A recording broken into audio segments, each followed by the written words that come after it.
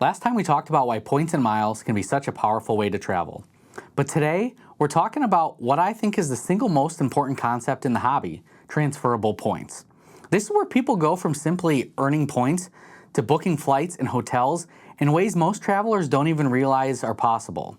But it's also where beginners make one of the biggest mistakes, transferring points before they understand how the system works. So today I'll explain transferable points, airline alliances, transfer partners, and the simple checklist I use before I ever hit the transfer button. Hey, this is Trinity with Points and a Passport. If you're new to points and miles and didn't watch my previous video, click here to watch my video for absolute beginners. That will give you some of the more basic fundamentals before we take a deeper dive into transferable points. Transferable points are one of the more complicated concepts to understand in this hobby, and it really took me a few months before I fully understood them. I'm hoping that by going over the basics in detail early, we can build a foundation that you'll be able to build upon as you learn more about this hobby.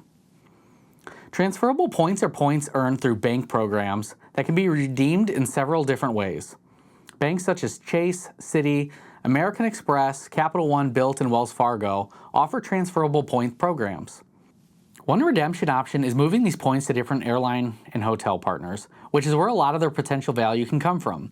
Remember, these are different than brand-specific points that are locked into a particular airline or hotel program. Each bank has its own list of transfer partners. While there is some overlap, most bank points programs also have unique partners that help make their points more valuable. Having a stash of points in multiple programs can help you keep your options flexible. It allows you to redeem the points you need from the program you need when you're ready to book. Let's say you decide you want to take a vacation 3 months from now and need to book soon. You may not have enough time to earn all the points you'll need before booking. The more partners you have access to, the better your chances of finding useful award space and stretching your points even further.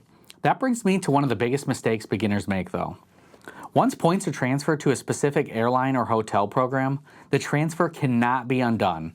Not if your plans change, not if you made a mistake, or not for any reason at all. I'll go over more common mistakes later in the video, but I really want to stress the importance of this from the beginning. Once you transfer those points, they are generally stuck in that program. So search first, verify everything, and transfer only when you're ready to book. Let's talk about airline alliances. There are 3 major airline alliances, and each one includes one of the major domestic carriers. Star Alliance has United, SkyTeam has Delta, and One World has American Airlines. Each alliance includes several partner airlines. Airlines will sometimes open award space to other airlines within their own alliance. Airlines might also have special partnerships outside of their alliances, but that isn't too important for us to focus on right now. Let's take a look at the transfer partners available through Chase Ultimate Rewards and where they fall within each alliance as of this filming. It's important to remember that transfer partners can change periodically, so keep that in mind if you're watching this video later in the future. Within Star Alliance, Chase has Air Canada, Aeroplan, Singapore Airlines, and United. Within SkyTeam, they have Air France, KLM, Flying Blue, and Virgin Atlantic. Within One World, Chase has British Airways and Iberia. Chase also transfers to Aer Lingus, JetBlue, and Southwest, which are not part of any of the major 3 alliances. For now, I'm going to focus on the 3 major domestic airlines because those are the airlines most people are familiar with and are more likely what many beginners will initially try to book. Chase already transfers directly to United, but what if you wanted to book a flight on American Airlines or Delta? This is where airline partnerships become important, because the airline you book through may not be the airline you actually fly on. For Delta, you may be able to use the SkyTeam Alliance and transfer your Chase points to either Air France, KLM, Flying Blue, or Virgin Atlantic. For American Airlines, you may be able to leverage the One World Alliance and transfer your Chase points to British Airways or Iberia. This assumes, of course, that there is partner award space available for the flight you want. Just because a flight is available to purchase with cash does not necessarily mean the airline has made it available to their partners to book with points.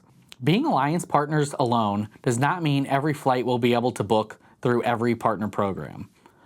All transfer partners are not created equally either. Award bookings normally include some of the taxes and fees. Those fees can be as little as around $6, but they can also reach several $100s each way. That is something you need to consider before transferring your points. You don't want to transfer a large number of points and then discover that the award also requires hundreds of dollars in additional fees. So how do we understand if we're getting a good value with our points? So before we get too far, there's a term you'll hear frequently when people talk about the value of points, cents per point, sometimes shortened as CPP. It means exactly what it sounds like. How many cents of value did you receive from each point? Let's say you have 10,000 points. If you redeem those 10,000 points for a $100 hotel room, your points were worth about 1 cent per point. If you use those same 10,000 points to book a $200 hotel room, you redeem those for 2 cents per point. Understanding this calculation can help determine which redemption options are giving you the most value for your points. You may see influencers online bragging about getting 5 cents per point or even 10 cents per point, sometimes much more. Those numbers can happen, but I don't think they are realistic expectations to set for yourself as a beginner. These types of redemptions are usually for long-distance first-class flights or extremely luxurious hotels. You may get there someday, but don't let that become your starting baseline. For my transferable points, I want to receive an absolute minimum of 1 cent per point. If I'm getting less than that, I'm typically better off paying cash and saving my points for something else. Most of my transferable point redemptions fall between 1.5 and 3 cents per point. At the end of the day though, they're your points. If you're happy with the redemption you made, don't let someone else tell you that you used your points incorrectly. Not every redemption needs to be the greatest points redemption of all time. Sometimes the best use of your points is simply taking the trip you want to take. In addition to transfer partners, most major banks also have their own travel portals. These give you another way to redeem your points.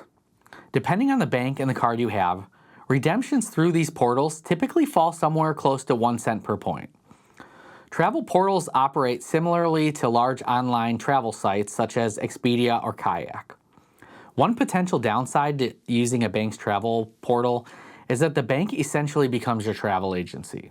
If your plans change, you may need to go through the bank or its travel portal to make updates to your reservation. This can sometimes become a problem if a flight is canceled and you need to get it rebooked. Instead of working directly with the airline, which may have more flexibility, you may need to contact the bank's travel department directly to make the change. That doesn't mean you should never use a travel portal. Travel portals are very beginner-friendly and may feel less overwhelming while you're still becoming comfortable with transferring points. Many points professionals will tell you to never use a travel portal, but portals can sometimes open up options that travel partners simply cannot. For example, not every hotel is affiliated with a major hotel chain. In those situations, a travel portal may be one of your only options for using points. A travel portal is definitely not my first choice for booking, but I have used them a handful of times when they've made sense. The important thing is to compare your options instead of automatically assuming that one method is always better than the other. So how do we actually go about transferring points? Banks will list their transfer partners on their website or within their mobile app. There's usually an option inside the rewards section that displays all of the available redemption choices, including airline and hotel transfer partners. You will also see the transfer ratio for each program. Most transfer ratios are 1-to-1. That means one transferable point becomes one airline or hotel program point when transferred.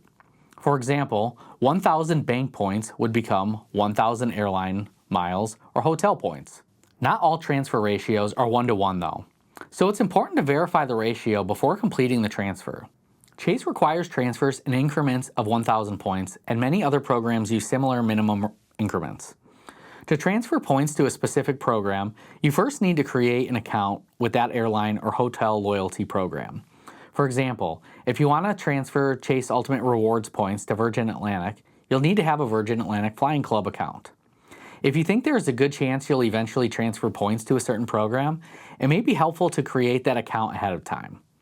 It's usually quick and easy to do and doesn't cost anything, and it can make the transfer process smoother when you're ready to book. While it's rare, certain programs may not allow you to transfer points within a specific period after creating a new account, sort of a waiting period. You should also be aware of how long the transfer may take to process.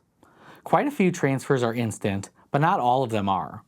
This is especially important when you're transferring a large number of points for an award that may not remain available for very long, such as an international business class seat. The last thing you want to find is the perfect flight, transfer your points, and then discover that the award disappeared while you were waiting for the transfers to process. So do a little research ahead of time, verify the award availability, confirm the transfer ratio, check how long the transfer normally takes, and make sure your loyalty account is ready. Several banks will offer transfer bonuses from time to time as well. Let's continue with the example of transferring Chase points to Virgin Atlantic. While normally this has a 1-to-1 transfer ratio, if Chase is offering a 20% transfer bonus to Virgin Atlantic, then 1,000 Chase points would become 1,200 Virgin Atlantic points. Transfer bonuses can be extremely tempting, but it's important not to transfer points speculatively without a good plan. Remember, once those points are transferred, they are stuck in that program, and the transfer cannot be undone.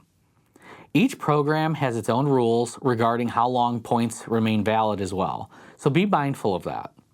You still need to do the math. Some programs have points that are more valuable than others, and a transfer bonus may not be large enough to make a transfer worthwhile. Hotel points are often worth less than airline points, with Hyatt being the biggest exception to the general rule. Remember when we talked about cents per point? IHG points are typically worth an average of around 0.6 cents per point.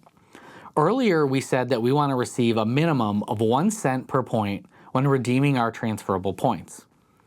Let's say Chase is offering a 25% transfer bonus to IHG.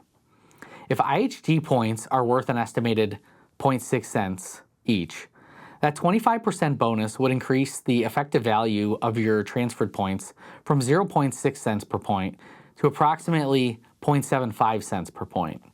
That is still below the 1 cent per point minimum, and ideally the 1.5 cents per point or more that we talked about that we'd like to receive from our transferable points. In that situation, transferring your points to IHG would not typically be a good transfer option. There are always exceptions to the rule though. Maybe you only need a small number of points to complete a valuable redemption. Maybe the cash price of the hotel is unusually high, or maybe the redemption simply makes sense for your particular trip. The important thing is to make sure the transfer makes sense for your situation. Don't transfer points just because the words transfer bonus make it sound like a great deal. Transferable points are always a useful way to top off loyalty program balances. Let's say you need 40,000 points for an IHG reservation, but you only have 38,000 points in your account. You need the full 40,000 points to book the reservation. You could transfer just 2,000 points to IHG to top off your account and reach the required balance to make the reservation. That way you're not losing too much value and you're still able to book the reservation you want. This may all seem a little overwhelming at first. There are a lot of banks, different alliances, airline and hotel programs, and transfer partners to keep track of. This is your reminder to take things slowly and go at your own pace. You can start collecting points and then continue learning as you go. You don't need to understand every airline alliance and master every loyalty program before you book your first trip. But hopefully you now have a foundation you can continue to build upon. Now that you know what to check for before transferring, the next question is how to find that award space in the first place. There are also several tools available that can help you find award space. I'll go in more detail about how I use these tools to find award availability in the future. But if you're feeling ambitious and want to start looking around, pointsyeah.com is my personal favorite at the moment. I think of it as almost like Google Flights, but for award flights. It allows you to search for flights that can be booked through different airline loyalty programs and compare some of the available options. It doesn't include all airlines or all programs, but it's enough to get you started. There is a free option with shorter search windows and fewer features, but it still gives you a good idea of what may be available. Just remember that award search tools should generally be used as a starting point. Before transferring any points, verify that the flight is still available directly through the airline program you plan to use. Before we wrap up, here are several things beginners should think about before transferring any points. And once again, remember that these transfers cannot be reversed. First, how many points do I currently have and how many points do I need? Is the award I want actually available to book through the program? What are the taxes and fees? What is the cancellation or change policy? How long should the transfer take? And am I ready to book immediately once the points arrive? Finally, does the math make sense? Would transferring the points give me good value, or would I be better off using a travel portal, paying cash, or considering another option? Before you transfer any points, remember the basic rule. Search first, verify everything, and transfer only when you're ready to book. If you found this helpful, give the video a like and subscribe to Points and a Passport so you don't miss the rest of this beginner series. Next time we're going to talk about beginner-friendly travel credit cards and help you decide which one makes the most sense for you and the way that you travel. Thanks for watching, and I'll see you in the next one.